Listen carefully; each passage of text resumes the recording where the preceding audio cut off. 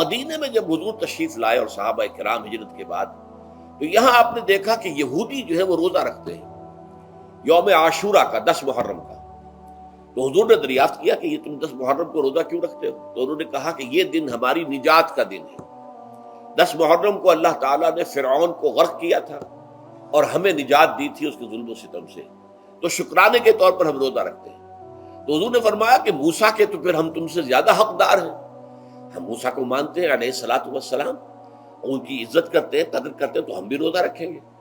تو آپ نے صحابہ کو حکم دیا کہ عاشورہ کا روزہ رکھا کرو۔ پھر کچھ عرصے کے بعد اللہ تعالیٰ کی طرف سے حکم آ گیا، اور یہ حکم جو ہے اس رکوع کی پہلی آیت کے اندر ہے، یا ایھا الذین آمنوا کتب علیکم الصیام کما کتب علی الذین من قبلکم لعلکم تتقون۔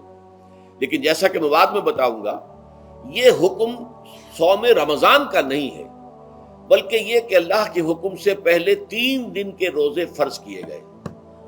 ہر مہینے کی 13ویں، 14ویں اور 15ویں تاریخ کو روزہ رکھو۔ اس میں بڑی حکمت تھی، چونکہ یہ عرب عادی نہیں تھے روزے کے، تو انہیں تدریجاً خو کر کرنا تھا۔ ظاہر بات ہے کہ 30 دن جو ہے وہ تو ایک بڑی مدت ہے، اور ظاہر بات ہے کہ مئی کا مہینہ بھی آ جائے گا، اس میں جون بھی آئے گا، جولائی بھی آئے گا، قیامت خیز مہینے آ جائیں گے، تو بڑی ہمت جواب دے جائے گی۔ تو پہلے روزہ ہر مہینے 3 روزے رکھنے کی ان کو مشق کرائی جائے تاکہ یہ عادی ہو۔ یہ 3 روزے اگر مئی میں بھی آ گئے، جون میں بھی آ گئے، تب بھی ٹھیک ہے، اس کو انسان 3 دن کی تو مشقت برداشت کر سکتا ہے۔ تو پہلے یہ کیا گیا، لیکن اس کے ضمن میں یہ حکم دے دیا گیا، اس کو کہتے ہیں وجوب علی التخییر، یہ اختیار دے دیا گیا کہ یہ 3 روزے تم پر واجب کیے جا رہے ہیں، لیکن یہ کہ اگر تم یہ روزے نہ رکھو تو تم فدیہ دے سکتے ہو، 1 مسکین کو کھانا کھلانا صبح و شام۔ یہ ہے وجوب علی التخییر۔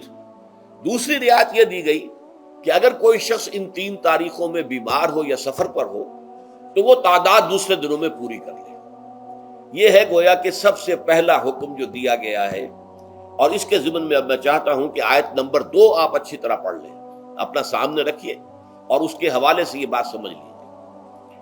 ایام معدودات، یہ دن ہے چند گنتی کے۔ مجھے حیرت ہوتی ہے کہ جدید جو مفسرین ہیں جنہوں نے اردو میں ترجمے کیے ہیں، تفسیریں کی ہیں، ان سب کی نگاہوں سے یہ بات اوجھل رہی کہ یہ در حقیقت رمضان کے روزے کا ذکر نہیں ہے، بلکہ اس ابتدائی حکم سے متعلق ہے کہ جو ہر مہینے میں 3 دن کے روزے رکھنے کا حضور نے دیا تھا۔ لیکن یہ کہ میرا اپنا ذاتی واقعہ یہ ہے زندگی کا، اور یہ اہم واقعات میں سے ہے۔ میں جب میڈیکل کالج میں پڑھتا تھا، سمجھئے 19-20 سال کی میری عمر، اس وقت بھی مجھے یہ احساس ہوا تھا کہ یہ جو 2 آیات آئی ہیں یہاں ایک دوسرے کے تقابل میں، یہ بیک وقت نازل نہیں ہو سکتی، ان میں وقفہ ہوگا، اور یقیناً پہلا حکم کسی اور پس منظر میں ہے، دوسرا حکم جو بعد میں ہم دیکھیں گے وہ کسی اور پس منظر میں ہے۔ تو میری رائے یہ تھی، اور میں اس پر قائم بھی تھا، بیان بھی کرتا تھا، لیکن ڈرتا تھا، اس لیے کہ اس وقت تک جتنی تفسیریں میں نے دیکھی تھی، ترجمے دیکھے تھے، ان میں سے کسی نے یہ بات کہی نہیں تھی۔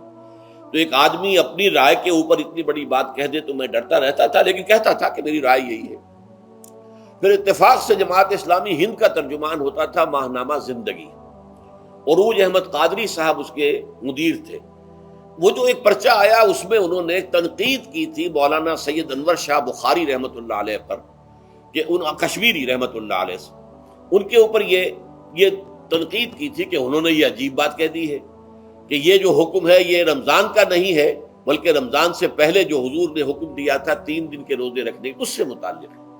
اب مجھے اس کے اوپر پورا اطمینان ہو گیا کہ اگر سید محمد انور شاہ کاشمیری رحمۃ اللہ علیہ کی رائے یہ ہے تو متفق گردید رائے ابو علی بارائے من، مجھے اب اس سے زیادہ اور کسی سند کی ضرورت نہیں۔ بعد میں نے جب تفسیر کبیر امام رازی رحمۃ اللہ علیہ کی اس کا بھی مطالعہ شروع کیا تو میں حیران ہوا کہ سلف میں تو یہ رائے کثرت سے موجود تھی۔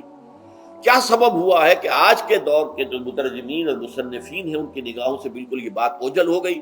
اس معمے کو میں حل آج تک نہیں کر سکا، لیکن اب میں پورے تیقن سے آپ سے کہہ رہا ہوں کہ یہ جو پہلی 2 آیتیں ہیں ان کا تعلق صوم رمضان سے نہیں ہے، بلکہ ان کا تعلق ہے وہ 3 دن کی۔ اس کی سب سے بڑی دلیل اس کے اندر موجود ہے، ایام معدودات، گنتی کے چند دن۔ اب 30 یا 29 دن جو ہے وہ گنتی کے چند دن نہیں ہو سکتے، وہ اچھی بڑی تعداد ہے۔ پھر یہ ہے کہ یہ معدودات جو ہے اس کو کہا جاتا ہے جمع قلت، یہ زیادہ سے زیادہ 9 پر اس کا اطلاق ہوتا ہے، اس وزن پر جو جمع آتی ہے۔ اور اس میں جو ہے خود قرآن مجید میں حج کے سلسلے میں منا کے قیام کے ضمن میں الفاظ آئے ہیں، ایام معدودات، فمن تعجل فی یومین فلا اسم علیہ ومن تاخر فلا اسم علیہ۔ منا میں قیام ہے گنتی کے چند دن، تو جو 2 دن ہی میں جلدی کر کے وہاں سے واپس ہو جائے اس پہ بھی کوئی اس گناہ نہیں ہے، اور جو مؤخر کر کے 3 دن پورے کرے اس پر بھی کوئی گناہ نہیں۔ تو وہاں پر بھی نظیر موجود ہے کہ 2 یا 3 دن پر اس کا اطلاق ہو رہا ہے۔ تو یہاں پر ایام معدودات سے لازماً یہ مراد ہے کہ یہ 3 دن جو ہے ہر مہینے میں 13ویں، 14ویں، 15ویں، در حقیقت اس روزے سے متعلق یہ آیت آ رہی ہے۔ اور یہ بھی نوٹ کر لیجئے کہ رمضان کے روزے کی فرضیت کے بعد بھی حضور کا معمول اور آپ کے صحابہ کا، اور جو بھی ہمارے ہاں اتباع کرتے ہیں حضور صلی اللہ علیہ وسلم کا نوافل میں بھی ان کا یہ معمول ہے۔ ہر مہینے میں یہ 3 روزے حضور بعد بھی رکھتے تھے، اور آپ کے بہت سے صحابہ رکھتے تھے، اور آج بھی ہمارے ہاں بہت سے لوگ جو دیندار ہیں اور جن کے اندر یہ جذبہ ہے اتباع سنت کا، وہ رکھتے ہیں۔ 13ویں، 14ویں اور 15ویں تاریخوں کا ان کو ایام 20 کہتے ہیں۔ اس کی راتیں روشن ہوتی ہیں، 13ویں رات، 14ویں رات، 15ویں رات، چاند جو ہے اس کے اندر آپ کو معلوم ہوتا ہے 14ویں کو تو مکمل ہوتا ہی ہے، 13ویں اور 15ویں کا بھی تقریباً مکمل ہے۔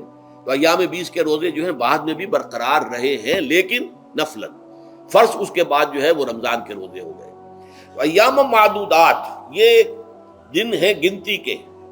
فمن کان منکم مریض او علی سفر فعدۃ من ایام اخر، تو جو کوئی بھی تم میں سے ہو بیمار یا سفر پر تو وہ تعداد پوری کر لے دوسرے دنوں میں۔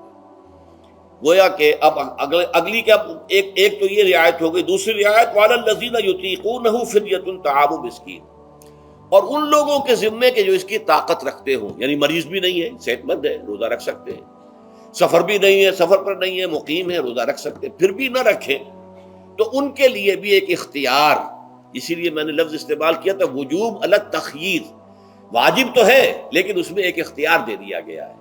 وہ اختیار کیا ہے؟ فدیۃ طعام مسکین، تو پھر یہ ہے کہ ایک مسکین کو کھانا کھلا دینا۔ فدیہ کہتے ہیں کسی چیز کا بدل ہو جائے، جیسے کہ جنگی مجرم ہے اس کا فدیہ ہے، گویا کہ اس کو دے کر وہ پھر آزاد ہو جائے گا، فدیہ اس کو کہتے ہیں۔ ففدیۃ طعام مسکین، لیکن یہ ہے کہ فمن تطوع خیرا فهو خیر اللہ، اور جو نیکی سے خیر کرنا چاہے مزید تو وہ اس کے لیے بہتر ہے۔ ایک کے بجائے 2 کو کھلائے، 3 کو کھلائے، 4 کو کھلائے، 10 کو کھلائے، تو یہ تو ترغیب ہے، لیکن کم سے کم ایک مسکین کو کھانا کھلانا 2 وقت کا۔ وَأَن تَصُومُوا خَيْرٌ لَكُمْ، اب دیکھیے یہ لفظ بول رہے ہیں، اگر تم روزہ رکھو تو یہ تمہارے حق میں بہتر ہے، یعنی اگرچہ اختیار تمہیں دے دیا ہے، اختیار یہ ہے کہ روزہ رکھو، اگر نہ رکھو تو فدیہ دے دو ایک مسکین کا کھانا، لیکن اگر تم روزہ رکھو، ان کنتم تعلمون، اگر حقیقت میں تم علم رکھتے ہو کہ روزے کے اندر کیا کیا برکات ہیں، تو تمہیں روزہ لازماً رکھنا چاہیے۔ تشویق اور ترغیب موجود ہے، لیکن یہ کہ اس کی فرضیت یا وجوب نہیں ہے۔ یہ تھا ابتدائی حکم روزے کے ضمن میں۔